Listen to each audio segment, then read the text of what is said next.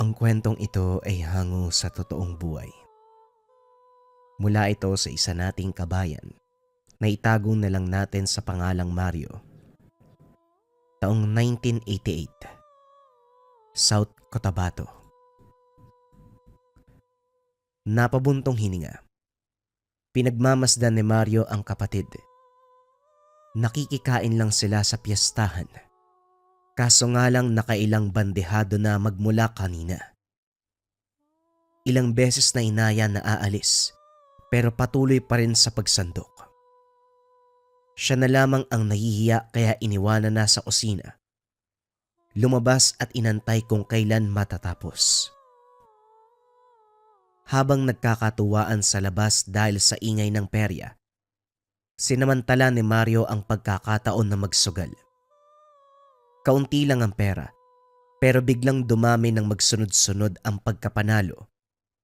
Naaliw na rin, lalo na nang dumating ang kaibigan, nanlibre ng inumin. Maya-maya pa ay nagpaalam ng makita ang kapatid. Nilapitan nito at kaagad pinagsabihan. Kung makakain ka naman, parang gastos mo ah. Parang bahay mo. Parang kusina mo. Daan-daan naman sa katakawan, Dudong. Nakikikain na nga lang tayo.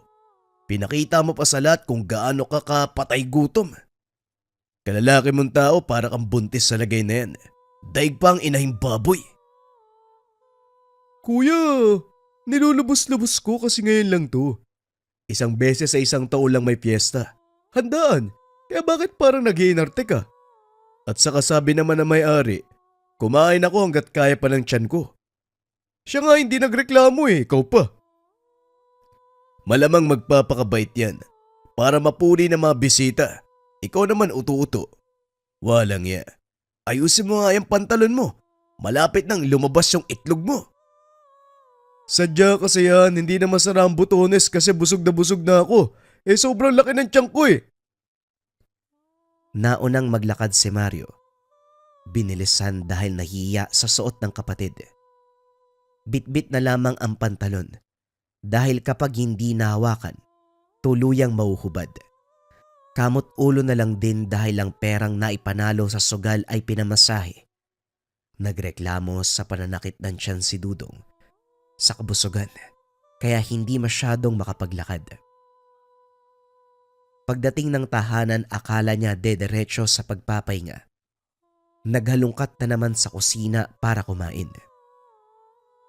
Aba, wala kayatang kabusugan. Uy Dudong, gaano ba kalalim yung tiyan mo? Ilang oras pa lang magmula nung kumain ka sa handaan tapos ito uli. Magpaawat ka naman. Panghapunan na natin yan mamaya Napakamot na lang sa ulo si Mario. Kahit sita ay hindi nakikinig. Hinayaan na lamang. Nagpahinga na rin siya para makabawi ng lakas. Pagsapit ng hapon, inatupag ni Mario ang pagluluto. Si Dudong ang nagtupi ng mga sinampay. Inaantay na rin ang pagdating ng mga magulang na nakikisaka sa bukirin ng kapitbahay. Kung pag-uusapan ang estado sa buhay, hindi naman mayaman sila Mario. Isang kahig isang tuka. Kung walang sasahurin sa bukirin ang mga magulang, uuwi na saging at kamote lamang ang dala. Minsan lang di makakakain ng karne, kaya sa tuwing may piyestahan, dumarayo kahit kalahating araw ang lalakarin. Hindi rin lugi dahil minsan nakakabalot. Kuya, parang masakit ang tiyan ko Pahingi ako ng pera. Bibili ako ng soft drinks doon kay Aling Pasita. Hoy, anong sinasabi mong pera? Kailan ka pa nakakilala ng pera? Kung makahingi ka naman parang may trabaho ako. Magtigil ka. Idumi mo lang yan, mawawala na yan. Nagtungo sa palikuran ang kapatid. Tinutukan na rin ni Mario ang pagluluto. Maya-maya pa, nagdatingan ang ama at ina. Nadagdagan ng handa sa mesa dahil dumaan sa piyestahan ng mga ito. Nakikain sa kakilala at binigyan sila ng balot. Gulat na gulat si Mario habang pinagmamasdan ang kapatid. Nagrereklamo sa pananakit ng tiyan kanina. Pero ngayon, kain ng kain, mahinang nahampas ng sandok sa ulo. Ma, pa, kung alam nyo lang kung gaano ngumingiwi ang tabacho na to kanina, magagalit talaga kayo eh. Masakit daw yung tiyan pero ito kumakain na naman ng todo. Nilabas ko na kanina sa palikuran ng lahat. Gutom ako, kaya kakain na naman. Tangkang hahampasin muli ni Mario ng pigilan ng ama. Tama na yan. Nasa harapan tayo ng pagkain kaya respeto naman. Mamaya na kayo magsakitan pagkatapos kumain. Mario, tigil sa paghampas ng sandok, nakakabaliw yan. Yumuko na lamang si Mario at saka inatupag ang sariling plato. Pagkatapos ng hapunan, kanya-kanya sa pagpapahinga ang mga magulang. Si Mario naman at ang kapatid ay nag-usap muna sa sala. Sa kalagitnaan biglang nagreklamo si Dudong na sumasakit na naman ang tiyan. Dali-daling inabutan ng haplas mula sa bayong na dala ng ina kanina. Nakahinga ito pagkatapos. Kung hindi ka pa maghihinay-hinay sa katawan mo, hindi lang yan ang habutin mo. Masyado ka pang bata pero yung katakawan mo sagad. Sobrang taba mo. Baka mamaya bigla ka nalang atakihin. Kuya, walang 13 anyos na batang inaatake. Ito naman si kuya, mananakot na nga lang, hindi pa makatotohanan. Gusto mo na makatotohanan? Makinig ka. Paano kung yung kinain mo kanina sa piyestahan, hindi galing sa tao? Paano kung nagpapanggap sila para magkaroon ng biktima? Tapos yung punterya nila, mga bata na sobrang takaw kagaya mo. Yung kinain mo hindi karne ng baboy o manok. Karne ng tao. Wika ni Mario. Napasigaw si Dudong. Tawang-tawa naman ang binata sa reaksyon ng kapatid. Kagad ding tumahimik nang mapagtantong tulog na ang mga magulang. Si kuya naman gabing-gabi na nananakot pa. Gigisingin ko talaga si nanay at tatay, susumbong kita, sige ka. Ito naman hindi na nga eh. 13 anyos ka na pero parang bata ka pa rin. Puro ka sumbong-sumbong. Mabuti pa, maglatag ka ng banig, matutulog na tayo. Ayoko pa, hindi pa ako inaantok. Usap muna tayo, kwentuhan. Kailangan na nating matulog dahil bukas, dadalo tayo sa birthday ni Nicolas, yung kaibigan ko sa kabilang sitio. Inimbitahan niya ako tapos sabi niya, pwedeng magdala ng kapatid. Ayaw mo ba? Aba syempre, oo, eto na nga oh. Maglalatag na nga ako ng banig oh. Napakamot na lamang ng ulo si Mario. Kapag kaina ng pag-uusapan, masyadong mabilis kausap si Dodong. Matapos itong maglatag ng banig sa papag, nagtabi na ang dalawa sa pagtulog. Kinabukasan, maagang bumangon si Mario para tulungan ang ama sa pagsasako ng palay. Si Mang Eliasar ang nautusan ng may-ari ng palayan, kaya para mapabilis ang trabaho tumulong ang binata. Panay naman sa pag-aabang si Dudong kung kailan matatapos dahil tandan-tanda ang sinabing dadaluhang karawan. Ano na naman bang sinabi mo sa batang yan? Halos sumayad na sa lupa ang uso. Anong pinangako mo? Ayaw pa kasing matulog kagabi, kaya sinabi ko may birthday na dadaluhan ngayon. Ang totoo wala naman talaga. Ikaw talaga. Alam mo naman yan eh. Kapag kainan hindi makakalimot. Paano yan ngayon? O siya. May kaunting salo-salo sa tahanan ni Mang Salome. Doon ko na lang kaya siya dadalhin. Sasama ka ba? Huwag na hutay. Dadalin mo na si Dudong, malamang. Malaki na naman ang kain yan tapos dadagdag pa ako. Wala nang matitira sa ibang bisita. Natawa na lamang ang ama. Pagkatapos ng pagsasako, nag-ayos at sinama ang bunso sa handaan ng amo. Si Mang Salome ang may-ari ng malawak na bukiring sinasaka ng karamihan. Mabait ang matanda, mapagbigay, maalaga sa mga trabahador. Bawat okasyon, iniimbitahan ng lahat para sa munting salo-salo. Kinakasabikan ng mga magsasaka ang ganitong imbitasyon dahil hindi lang bigas ang may uuwi, Namimigay din ng kaunting pera, dagdag na rin sa gastusin. May tuturing na biyaya ni Mang Eleazar ang amo dahil lang bigay sa trabaho ang tanging nagsusustento sa pamilya. Kahit gaano pa kahirap at kung minsan naaantala dahil sa sama ng panahon, kumakapit at patuloy na nagseserbisyo. Eleazar, matanong ko lang. Kaninong anak ang batang yan? Napakabibo niyang tignan. Yan ang tipo ng bata na pagkain ng kasiyahan. Wika ni Mang Salome kay Dudong.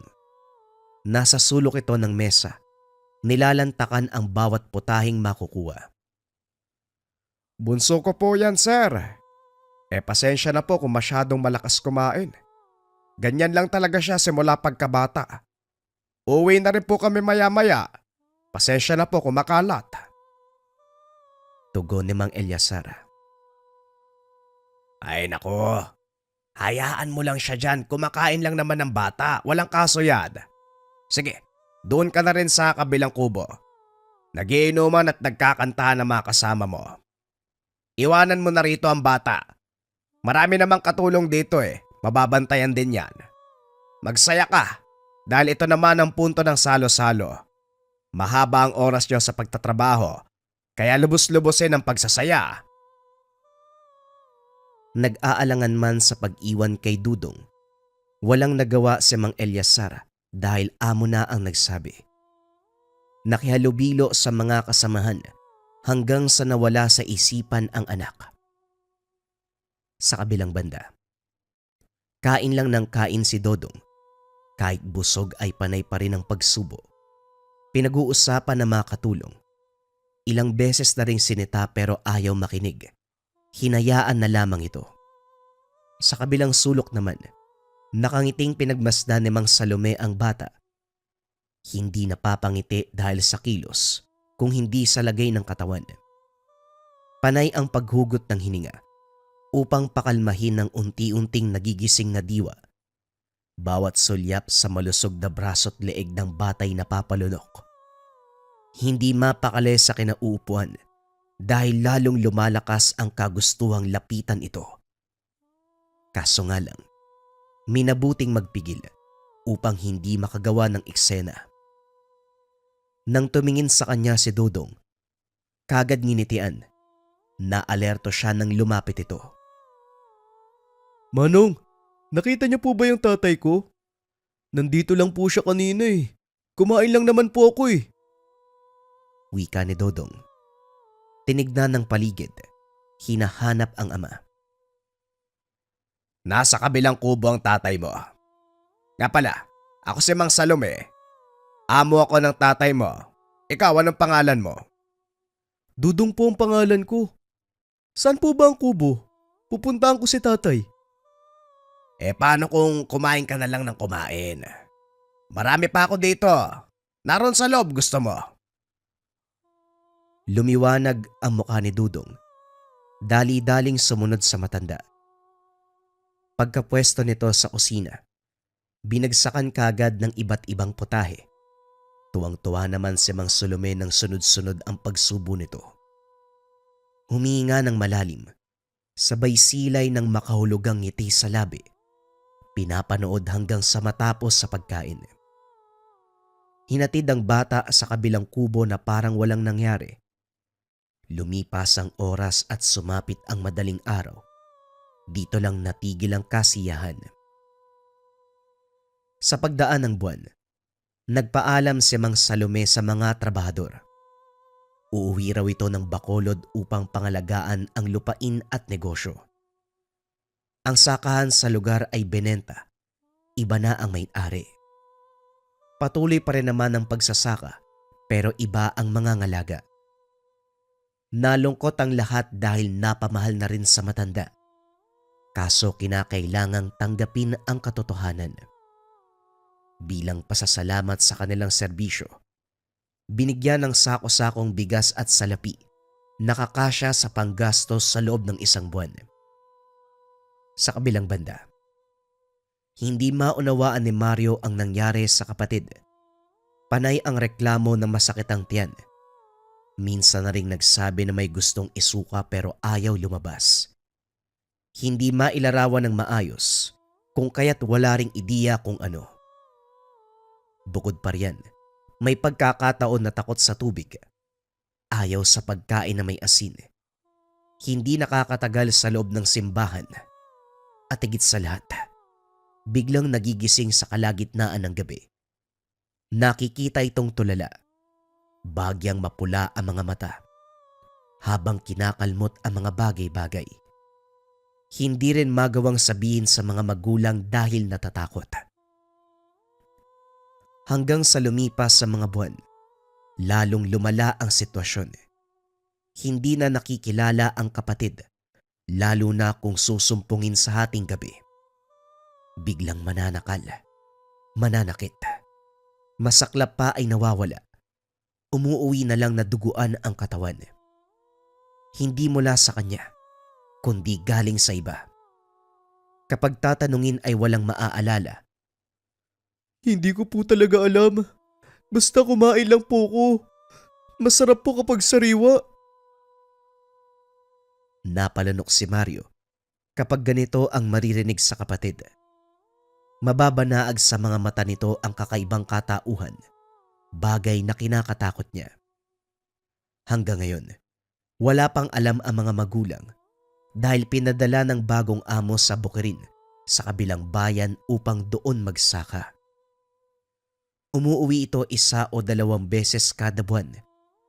Nung huli ay hindi nakapagsalita si Mario. At ngayon, pinagmamasdan ang maimbing na natutulog na si Dudong. Malalim na ang gabi. Eto na naman siya. Nangangamba sa posibleng mangyari.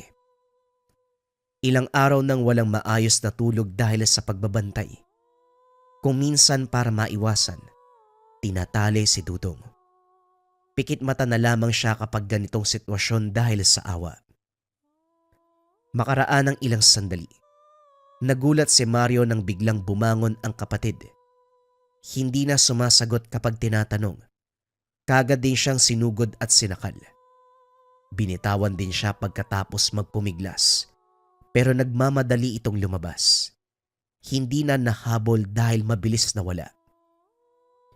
Paika-ikang binaybay ni Mario ang daan.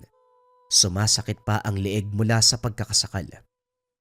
Paulit-ulit na tinawag ang pangalan ng kapatid pero walang sagot. Kinikilabutan na din sa dilim ng paligid. Hanggang sa marating ang talahiban. May mga puno sa tabi na pinagpapastulan ng mga kambing. Agaw pansin ang may hinang halinghing. Pinuntahan at habang papalapit ay naaaninag ang bulto ni Dudong. Nakatalikod, kagat sa leeg ang walang buhay na kambing. Nanghina si Mario, napasalampak sa lupa habang pinapanood ng kapatid na isa-isang pinapatay ang mga kambing. May nakatakbo, pero hinabol din ito. Lahat humandusay. Walang natira. Napako ang tingin dito nang masulyapan siya. Hindi na rin niya kilala. Nanlilisik ang mga mata. Mahaba ang mga kuko at mga ngipin. Bagyang maitim ang balat. Nangangamoy. Kilabot ang hatid. Hindi siya pinansin. Kumaripas patungo sa kabilang direksyon. Ilang sandaling natigilan si Mario nang matauhan dali-daling umuwi ng tahanan. Naabutan sa pintuan si Dudong. Tulala, duguan. Naluluha siyang pinahid ang mantsa ng dugo sa katawan nito. Kuya? Bakit ka umiiyak? May nangyari po ba? Napatingin si Mario. Inosenteng nagtatanong ang kapatid. Umiling na lamang siya. Hindi rin alam kung ano ang isasagot. Pagkatapos nun bumalik sa pagkakatulog si Dudong. Si Mario sa kabilang banda, hindi na mapalagay. Nagpa siyang sabihin sa mga magulang ang tungkol dito. Sakto rin, dahil kinabukasan ay araw ng pag-uwi. Habang tulog pa ang kapatid, sinamantala ni Mario ang pagkakataon. Sinabi ang lahat sa ama at ina. Hindi makapaniwala ang mga ito. Buong akala'y nasa maayos na kalagayan ang anak dahil wala namang napansing kakaiba. Ayaw sanang maniwala, kaso pagsapit muli ng gabi, nasaksiyan mata sa mata ang kaganapan. Eliasar, paano naging ganito ang anak dati? Bakit siya naging halimaw? Hindi ko rin alam, Rita. Wala kong alam, Mario. Paano ba nagsimula lahat ng ito? Nay, nasanay po ako kay Dudong na nagrereklamo sa pananakit ng tiyan kapag labis ang pagkabusog. Pero nung dinala niyo siya sa salo-salo sa tahanan ni Mang Salome, nung araw, kakaiba na po ang nararamdaman niya. Walang araw na hindi siya nagrereklamo tapos kalauna nasusuka.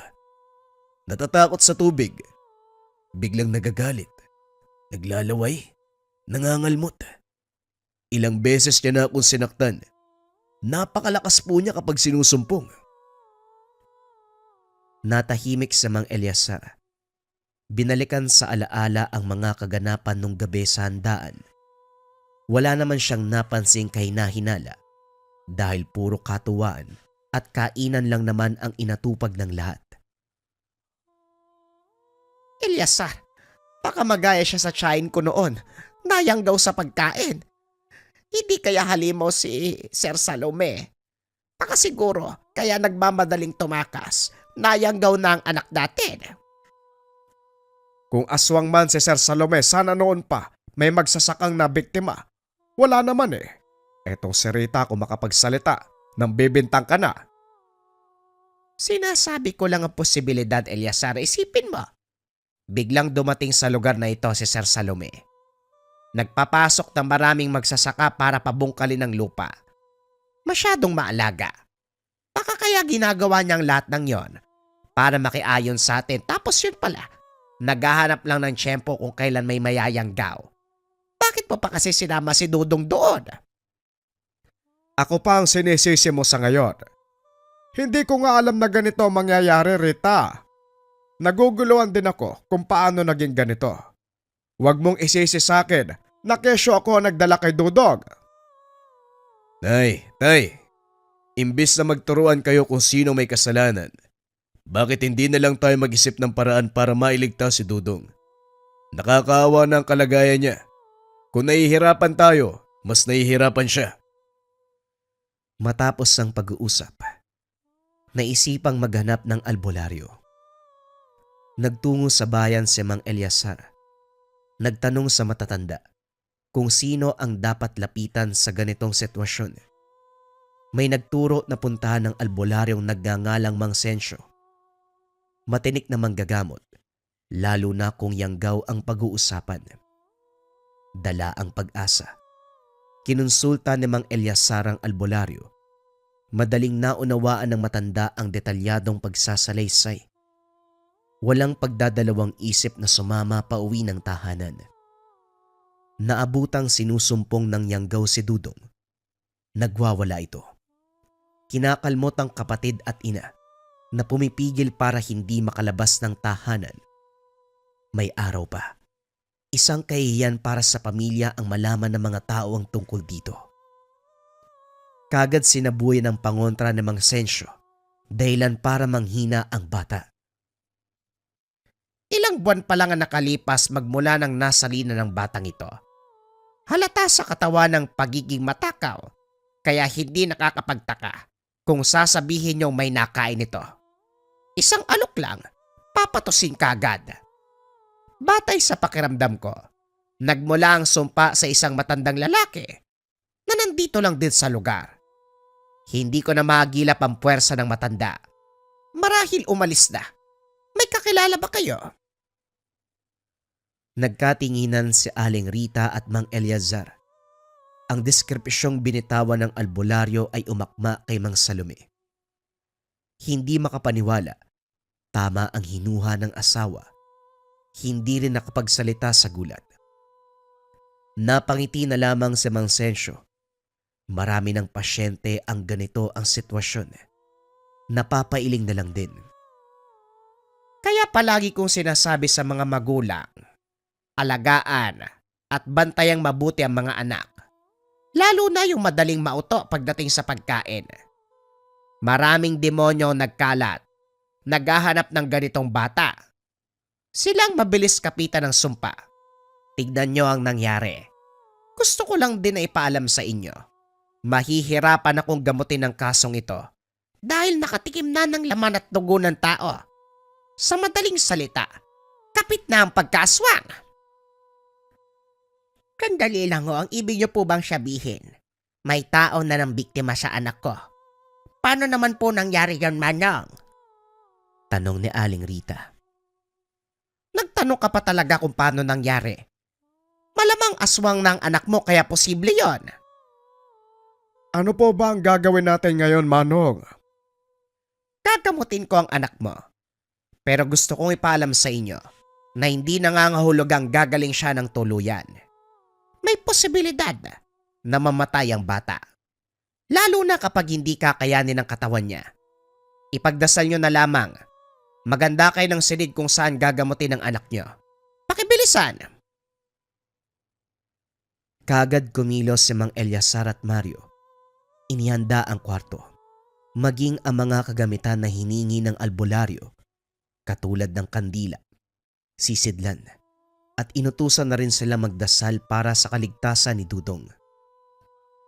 Gabi nang isagawa ang ritual ng pag-aalis ng Yanggaw, sinimula ng maiksing orasyon at saka paulit-ulit na inihipan ng dasal. Pagkatapos ay inutusan nitong iluwa ang nasa kalooban. Sinubukan naman ng bata. Dumuwal ng dumuwal, kaso hindi na lumabas. Muling inihipan ng orasyon, kaso nga lang kahit anong suka ng bata, ayaw matanggal ng sumpa sa loob. Pinainom ng sagradong tubig na may halong lana at iilang pangontra. Kaso nga lang hindi pa rin. Sinubukang gamitan ng tanson latigo na may isang dangkal. Isinabay ang paghampas sa pagduwal, kaso nga lang wala pa ring nangyari. Napabuntong hininga si Mang Sensyo. Ito ang unang beses na nagkaroon ng pasyente na mahirap palabasin ng sumpa. Lagpas na tayo sa oras. May sinusunod din akong patakaran, kaya sa susunod na araw uli, Biyernes, iiwanan ko na lang kayo ng pangontra para kung sakaling sumpungin ng bata maagapan kagad. Babalik ako sa susunod na araw.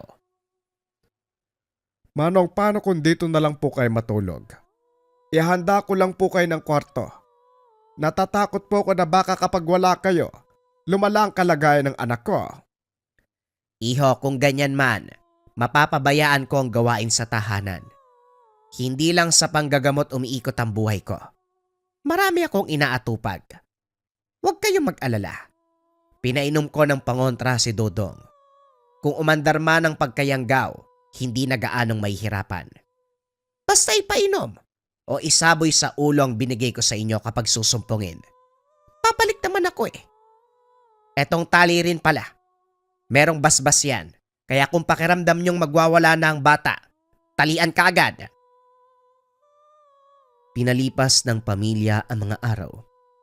Lalong nangamba dahil lumalakas ng husto si Dudong.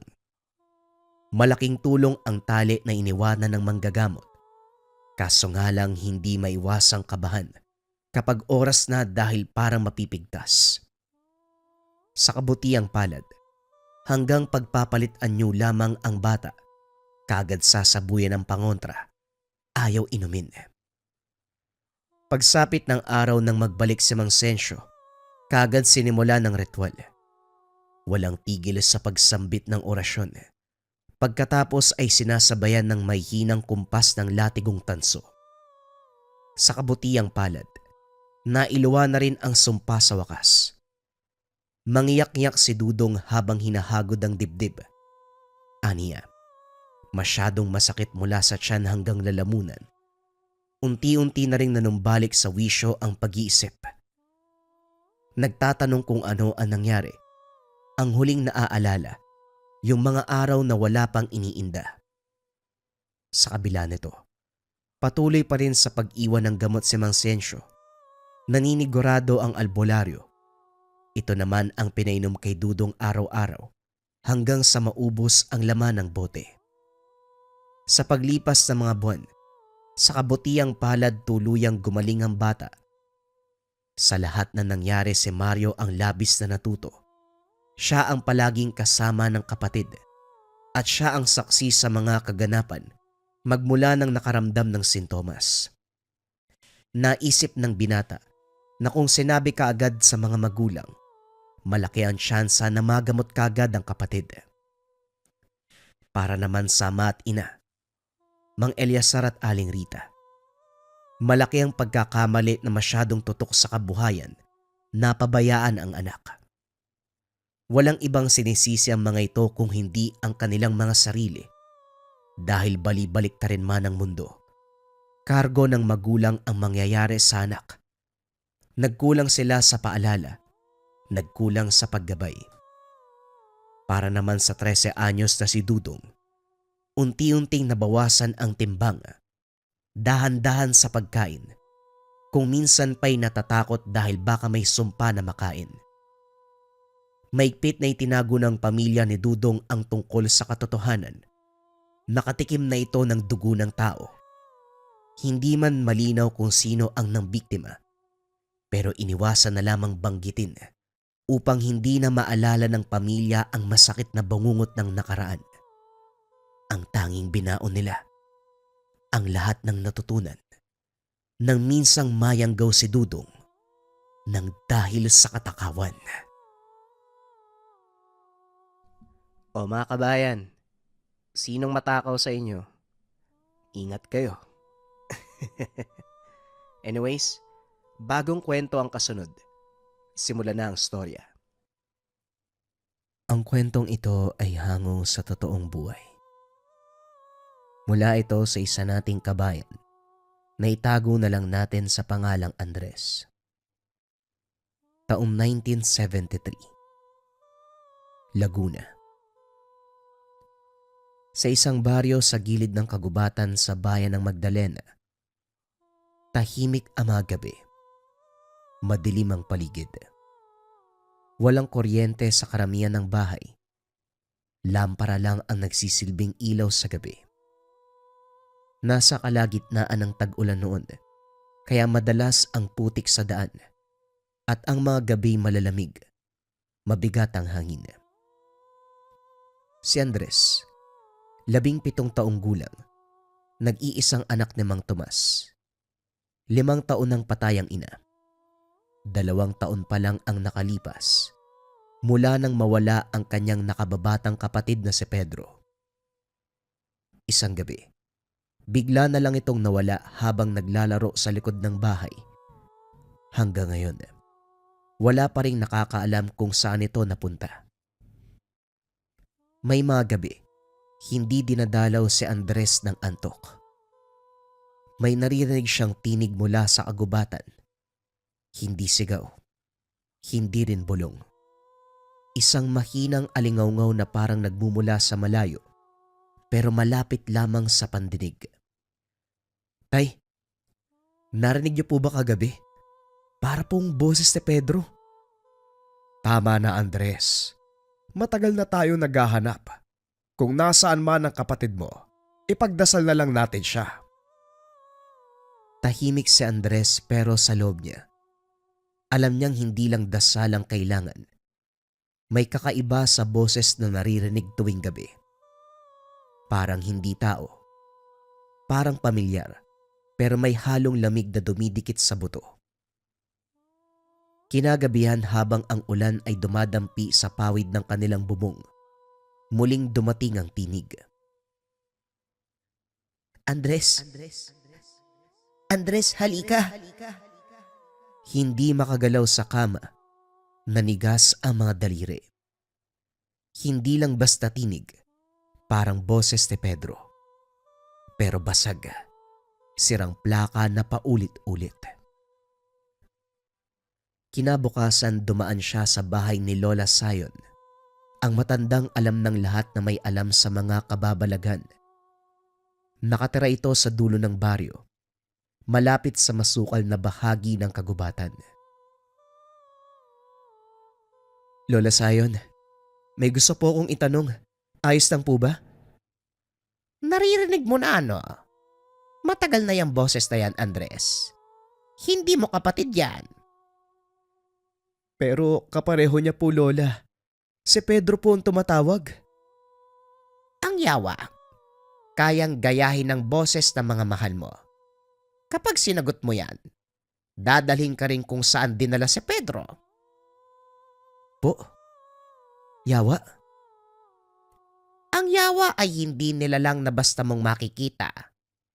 Andres, isa siyang anino na sumusunod sa takot at boses na ginagaya ang iniiyakan mo.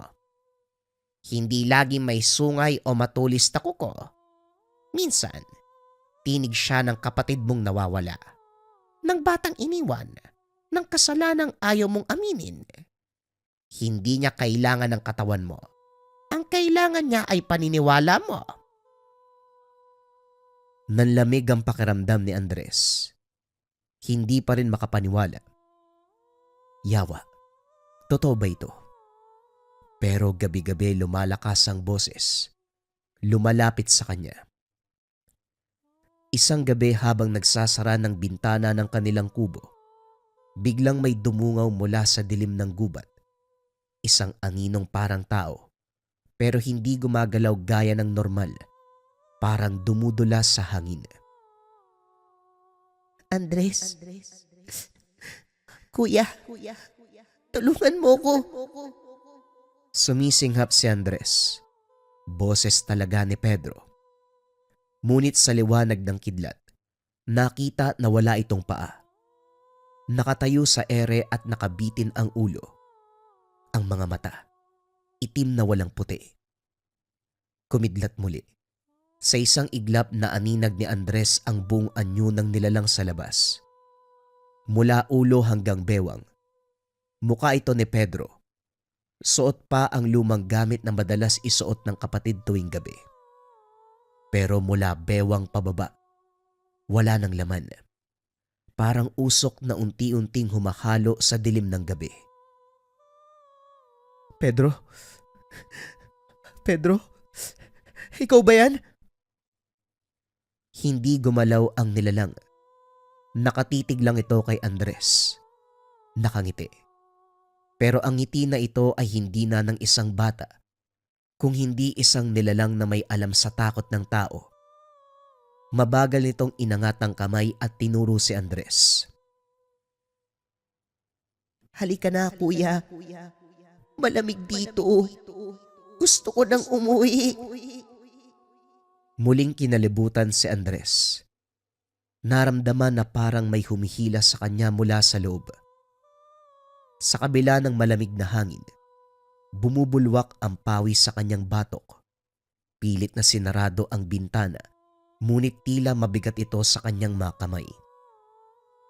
Dahil sa kaba, napaatras patungo sa pintuan ng kanyang silid. Ngunit kahit patras na siya, nakatitig pa rin sa nilalang. Hindi ito kumukurap. Hindi rin nawawala ang pagkatingin. Dito ko natulog kagabi, Kuya. Sa ilalim ng kama mo. Napatigil si Andres. Parang nabingi ang paligid. Kahit ang tunog ng ulan ay tila nawala sa kanyang pandinig. Ang mundo ay lumiliit. At ang tinig lang ng nilalang ang naririnig niya. Biglang bumukas ang pintuan sa likuran. Napasigaw siya sa gulat. Akala na ang nilalang ang pumasok. Pero si Mang Tomas ito at may dalang lampara. Hoy Andres, ano bang sinisigaw mo dyan? Ano tinitignan mo? Paglingon ni Andres pabalik sa bintana, wala na ang nilalang. Muling bumalik ang ingay ng ulan, ang huni ng kuliglig, at ang malamig na ihip ng hangin. Nanginginig pa rin ang katawan niya. Nandito si Pedro sa bintana, tay. Nakita ko po siya. Tama na. Walang Pedro sa bintana. Natutulog ka lang siguro. Ngunit hindi siya nananaginip. Alam ni Andres ang nakita at narinig. Hindi boses lang ang naramdaman. May presensya itong nagpasikip sa kanyang dibdib. Kinabukasan sinamahan niya si Mang Tomas kay Lola Zion. Katulad ng dati, tahimik lang ang matanda habang inaantay sila sa may sala. Nanlilimahid na usok ng insenso at tuyong dahon. Umarap ka sa akin, Andres. May dala kang hindi mo dapat dinadala.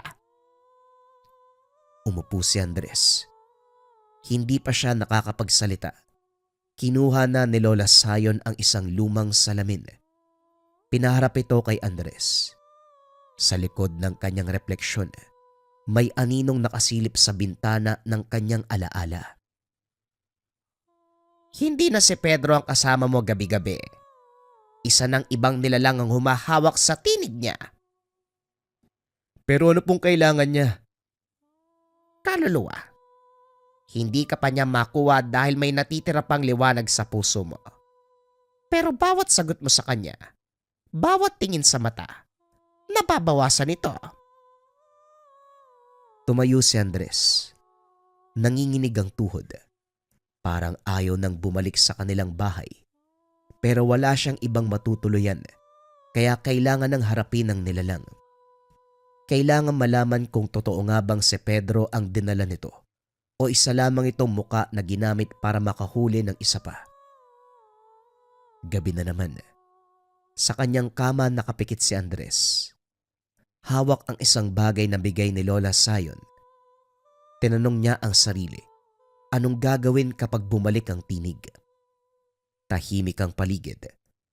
Hanggang muling may kumalusko sa bubong. Mabagal na para bang may dumudulas na dila sa kahoy. Kuya, naiinitan ako sa impyerno. Halika na dito. Ngunit imbis na matakot, binuksan ni Andres ang kanyang mga mata. Tumayo siya at dahan-dahang lumapit sa bintana. Pero sa pagkakataong ito, hindi siya kagad tumingin. Kung si Pedro ka, anong pangalan ng alaga natin noon? Tumahimik ng ilang segundo. Walang sagot. Ang sabi ko, anong pangalan ng alaga natin noon? Matoy. Nanlaki ang mga mata ni Andres. Ang pangalan ng alaga nila ay si Kulit. Sa mismong pagkakamaling yon tuluyang nakumpirma. Ang nilalang ay hindi ang kapatid niya. Isa itong nilikha mula sa dilim. Nagsusuot lang ng balat na pamilyar. Kinabukasan, maaga pa lang bumalik si Andres kay Lola Zion. Bit-bit ang matinding katanungan sa isipan. Kung hindi si Pedro ang nilalang, sino ang kumuha sa totoong kapatid? Pagupo pa lang niya sa upuan sa harapan ng matanda, biglang bumuga ng makapal na usok. Ang sinaing na dahon sa mangkok sa gilid ni Lola Zion, parang may mabigat na enerhiyang bumabalot sa paligid. Hindi lahat ng pagkawala ay gawa ng aswang. Hindi rin lahat ng multo ay kaluluwa ng mga namatay. Ang gusto ko malaman, bakit si Pedro ang kinuha? May kwento sa baryong ito, Andres. Kwento ng matagal ng kasunduan. Humigop si Lola Zion ng kape at saka tumingin sa bintana ng kubo. 1,000 taon ang nakakaraan. May nilalang na naninirahan sa gilid ng gubat. Isang yawa. Hindi siya multo. Hindi rin halimaw. Isang nilalang na nabubuhay sa takot at lungkot ng tao. Tagaibang mundo. Tinatawag ng mga matatanda, manlilinlang ng dilim. Yung mga kwento po ng matatanda? Yung masamang nilalang sa ilalim ng lupa? Oo, siya ang pinagmulan noon. Bawat 3 dekada, kailangan may isang bata mula sa baryo ang kunin bilang alay. Kapalit nito tahimik ang alon. Walang digmaan, walang salot, walang gutom. Nanlamig ang batok ni Andres. Binilang sa isipan niya. Taong 1971 nawala si Pedro. 29 na taon mula ng 1942, taon ng digmaan. Ng mga nasunog na bahay sa kanilang baryo, ng mga batang nawala na lang bigla. Hindi ko alam to ah. Bakit walang nagsabi? Dahil nakalimutan na ng karamihan. Namatay na ang mga nakakaalam. Ako na lang ang natitirang saksi. Akala ko noon tapos na ang kasunduan, pero sa panaginip ko, dumating siya muli. May mata. Walang muka. Ang sabi niya kukunin ang dapat kunin. Ibig sabihin totoo talaga. Kinuha si Pedro bilang alay. Tama ka. Pero may kakaibang nangyari. Hindi siya kagad nadala. May isang gabi, tumawag ang bata sa ina. At nang narinig ito ng kanyang nanay, kagad siyang kinuha at tinago sa silong. Doon nagsimula ang gulo. Nainis ang yawa kaya imbis na dalhin sa ilalim ng lupa, iniwang nakakulong ang kaluluwa ni Pedro sa pagitan ng dalawang mundo. Hanggang ngayon, nabibitin siya, ginagawang pain para sa susunod. Napalod si Andres. Parang kinuyom ang kanyang dibdib. Lahat ng taon na naghanap sila, lahat ng panalangin, lahat ng pag-asa, totoo palang may tumulak sa kapalaran ng kapatid na wala siyang kalam-alam. Pero pwede pa bang maligtas si Pedro? Isang paraan. Harapin mo ang nilalang sa gabi. Sa mismong oras kung kailan nawala si Pedro. Sa pagitan ng alas 12 at 1:00. Pero tandaan mo, huwag kang makikinig. Huwag mong papansinin ang sasabihin niya basta hawak mo ang bagay na ito. Inabot ni Lola Sayon ang isang maliit na bag. Pinatuyong dahon ng kamangyan at dahon ng tawa-tawa. Ang sabi niya ang usok nito ang kayang magligaw ng mata ng kaluluwa at maaaring magsilbing liwanag sa harapan ng dilim. Gabi na. Hawak ni Andres ang maliit na sisidlan na apoy mula sa uling at tuyong dahon. Pumwesto siya sa gitna ng bakuran sa tapat ng punong bayabas kung saan huling nakita si Pedro. Tahimik ang paligid. Wala man lang huni ng kuliglig. Tanging tunog ng sariling hininga ang naririnig niya. Hanggang sa muling marinig ang pamilyar na tinig. Kuya, malamig dito. Tulungan mo ko, kuya. Nanginginig ang kanyang tuhod, pero matatag ang hawak sa sisidlan ng usok. Tumutulo ang pawis sa noo. Isang aninong lumitaw sa ilalim ng puno. Pamilyar ang muka. Suot ang puting damit. Hubad ang paa. Hindi kita susundin. Hindi kita papakinggan. Hindi mo ba ako mahal, kuya? Iiwan mo ba ako dito? Sumiklab ang apoy sa uling. Kumalat ang amoy ng nasusunog na kamangyan. Biglang napatras ang anino. Nagbago ang anyo nito. Mula sa inosenteng mukha ng kapatid, naging isang muka na walang laman. Isang bunganga lang na bukas. Walang mata. Wala ring ilong. Isa na lang, Andres. Isa na lang ang kailangan ko. Halika. Bumuga ng makapal na usok ang sisidlan. Napaigik ang nilalang. Parang nauupos na kandila ang katawan nito. Kumalat ang usok ng kamangyan at kumapit sa nilalang. Hanggang sa isang iglap ay nawala ito. Walang boses. Walang aninong naiwan. Tahimik na muli ang gabi. Lumuhod si Andres sa tabi ng puno. Wala siyang luha pero mabigat ang dibdib. Sa hangin ay tila may malamig na bulong. Salamat, kuya. Alas 10 ng gabi, madilim ang paligid. Ang simbahan sa baryo ay luma na at halos hindi na ginagamit. Sa likod nito, may isang punso na sinasabing hindi dapat inaapakan o galawin. Bitbit ni Andres ang bag ng pinatuyong kamangyan at dahon ng tawa-tawa at ang sisidlan na yari sa bao. Tahimik na naupo sa harapan ng punso. Itinapat ang sisidlan. Sinindihan ng uling. Inihulog ang mga tuyong dahon at pinong pulbos ng kamangyan. Sumingaw ang usok. Mabigat ang amoy. Manghang sa ilong, ngunit parang biglang gumaan sa paligid. Umikot ang usok sa punso. Paikot. Pataas at sa gitna ng usok lumitaw ang isang anino. Unay mata lamang, sunod ay buhok. Hanggang sa mabuo ang anyo ng batang si Pedro. Maputla, parang walang kulay, pero payapa ang muka. Kuya? Pedro, ikaw ba talaga yan?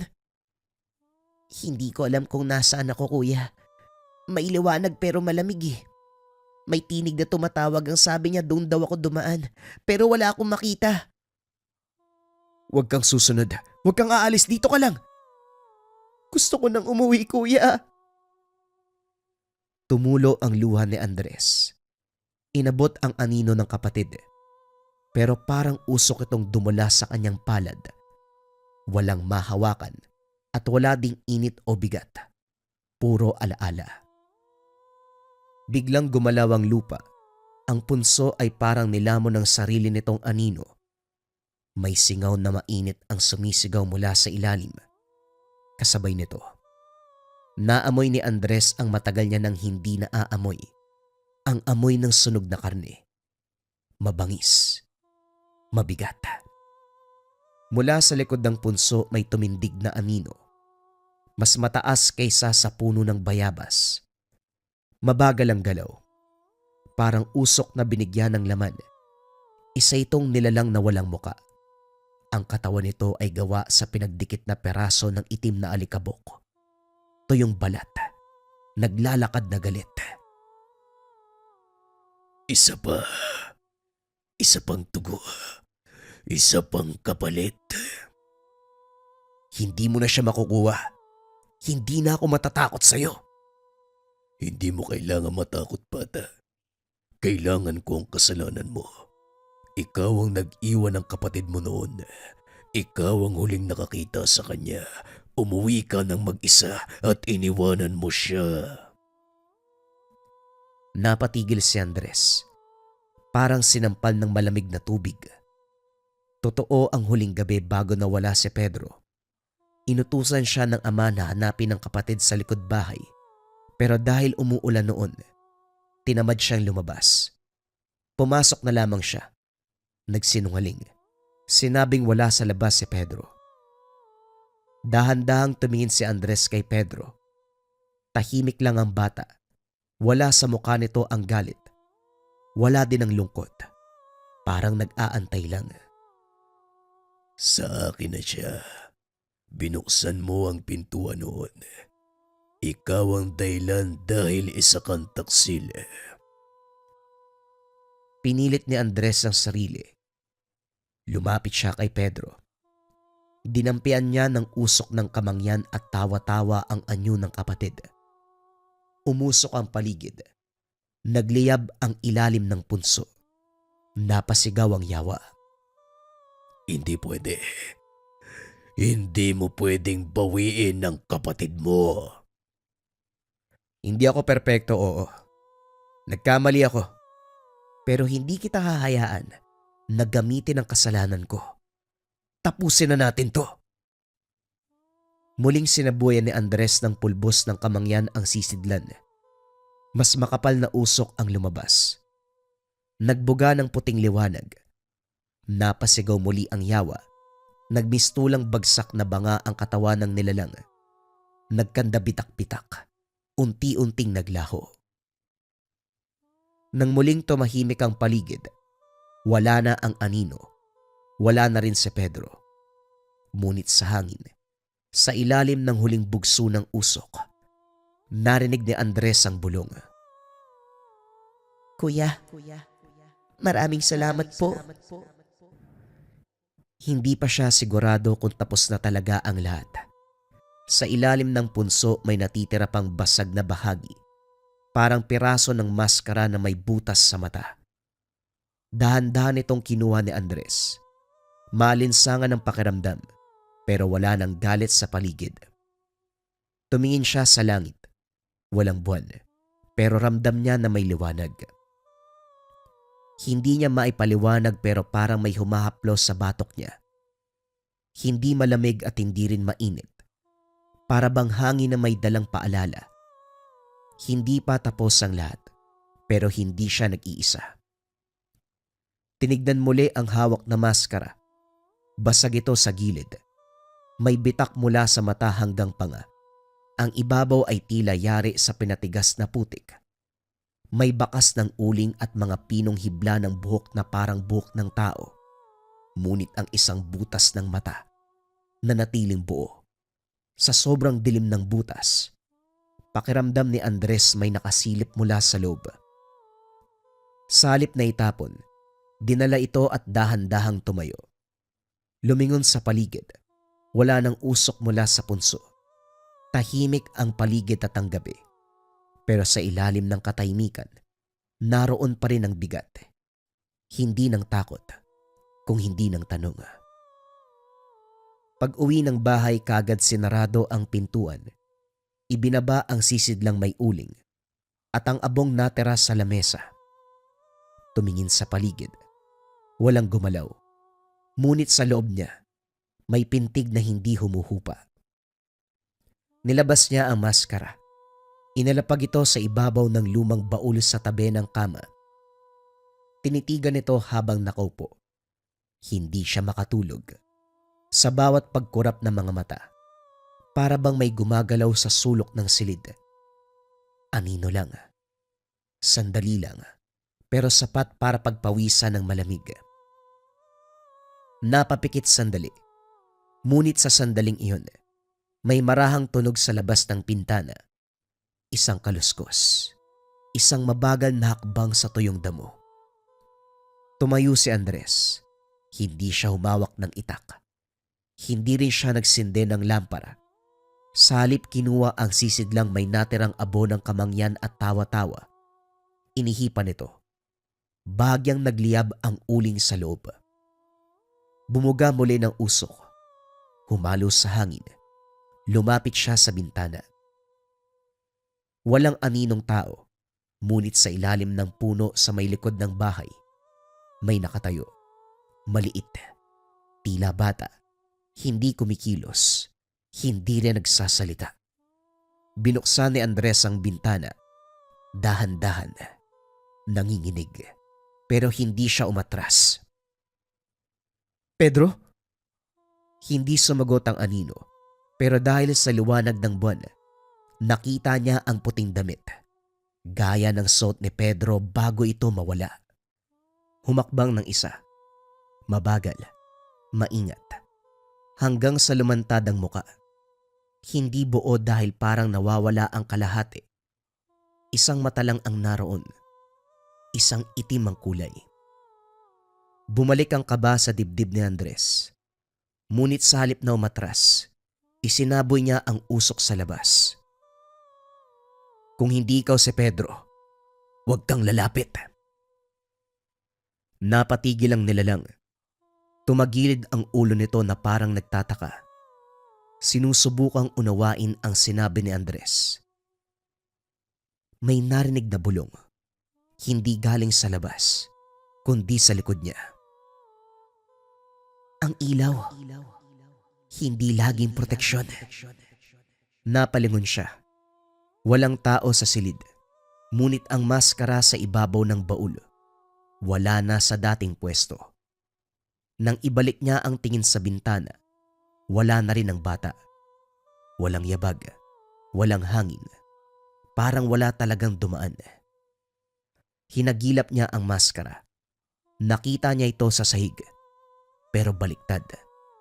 Nang buhatin niya, may nakaukit na bagong linya sa likod. Nanigas ang katawan ni Andres. Hindi lang si Pedro ang dinala at hindi lang isa ang nilalang. Maaaring isa lang si Pedro sa marami. Maaaring may mas malalim na kasalanan sa pagitan ng mundo ng tao at ng mga nilalang. Kinabukasan hindi na siya pumunta sa bayan Nanatili sa bahay at nilinis ang paligid. Inayos ang mga basag na kahoy sa bintana. Pinasigla ang apoy sa lutuan. Binudbura ng tuyong dahon ng tawa-tawa ang mga usok ng silid. Habang ginagawa ito, paulit-ulit na umaalingaw-ngaw sa isipan niya ang mga salita. Hindi lang isa ang mukha ng dilim. Ang totoo nga'y may iba pa. Kailangang handa siya, hindi lang sa pagharap, kundi sa pagtuklas kung anong uri ng nilalang ang dadating sa susunod na gabi. Buong araw hindi mapakali si Andres. Ang nakita kagabi, ang anyong bata sa labas, ang pagkawala ng maskara sa ibabaw ng baul, at ang biglang pagkaukit ng kakaibang linya sa likod nito. Lahat ay nag-iwan ng tanong. Kaya bago lumubog ang araw ay muli siyang nagpunta sa lugar. Hindi para magsindi ng kandila o magdasal, kundi para hanapin ang punso sa likod, ang simula ng lahat.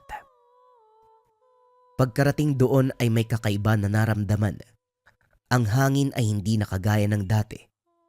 Mabigat, mabagal. Ang liwanag ng araw ay tila hindi abot sa lupa ng punso. Para bang iniiwasan ng liwanag ang lugar na yun. Muling inalabas ni Andres ang maskara. Sa tuwing titignan nito, parang nabubuhay ang bagay. Ngunit ngayon, ramdam niya na hindi ito banta. Inilagay ang maskara sa gitna ng punso at pumikit. Hinayaan ang sarili na maramdaman ng paligid, ang hangin, at kung anumang presensya ang hindi nakikita ng mata. Sa katahimikan sa gitna ng mainit na lupa, may tinig na lumitaw. Mahina, basag pero pamilyar. "Kuya!" Napamulat si Andres. Nariyan na naman, pero iba ang boses. Wala nang panlilinlang, wala nang halong kadiliman. Pedro, nasan ka? "Hindi ako umalis, kuya. Pero hindi na ako buo. Hindi ako dinala ng yawa para kainin. Dinala ko para maging pinto." "Pinto?" "May mga nilalang na hindi makatawid sa mundo ng tao kung walang daanan. At ako ang ginamit niya." Napatigil si Andres. Nanigas ang dibdib. Si Pedro ay naging instrumento. Ginawang lagusan ng mga nilalang na nasa kabilang mundo. "Hindi ko ginusto pero pinilit nila ako eh. Yung bawat gabi na tumatawag ako sa'yo, hindi ako yun. May parte sa akin na sinusubukang tumakas. Kaya ako nagpakita."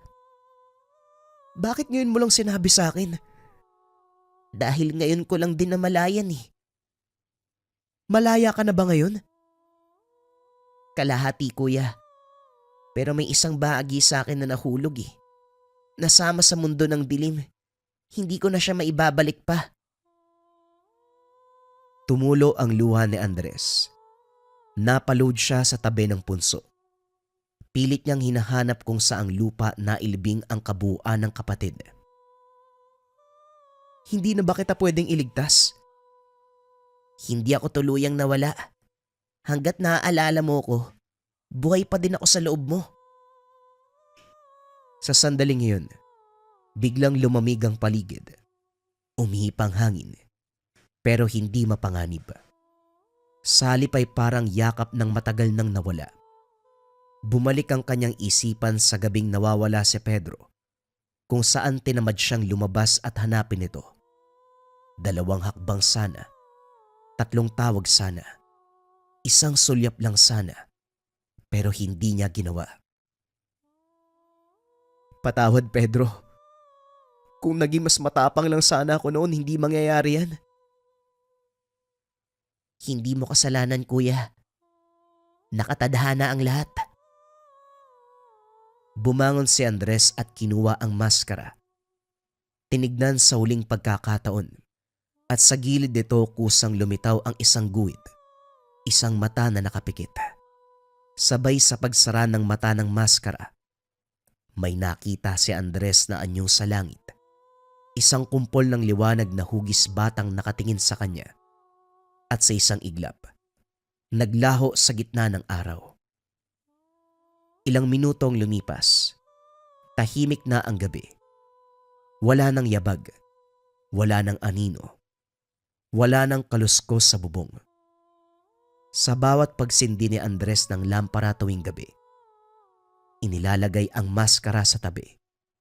Hindi bilang paalala ng takot, kundi bilang alay sa isang batang ginamit, dinaig. Pero hindi kailanman lubos na naglaho. Minsan tinitignan niya ang maskara sa tabi ng lampara. Isa lang ang butas at hindi ito tumitingin pabalik. Doon niya naisip na ang maskara ay walang sariling mata. Pero may butas para sa mata ng tumitingin. Ang takot, ang alaala, ang pagkatao na tayo ang nagbibigay ng anyo sa mga ito.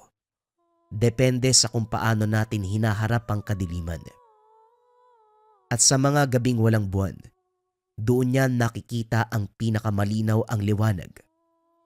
At kung sakaling dumating ang gabi, na muling bumalik ang dilim, alam niya kung paano ito sasalubungin. Hindi sa pamamagitan ng galit, hindi sa pamamagitan ng takot, kundi gamit ang tapang at alaala ng isang kapatid na minsang biniktima at ginamit ng mga masasamang elemento at nilalang bilang lantawan patungo sa kabilang dimensyon.